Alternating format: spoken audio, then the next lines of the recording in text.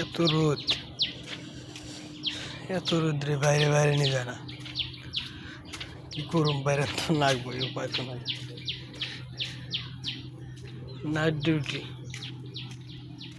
দুপুরে খাইবার যেতেছি। খাইবার যাইতে থেকে আরো 5 মিনিট হাঁটা লাগবো। কাকু, ও কাকু, ভালো? আমার এক কাকু,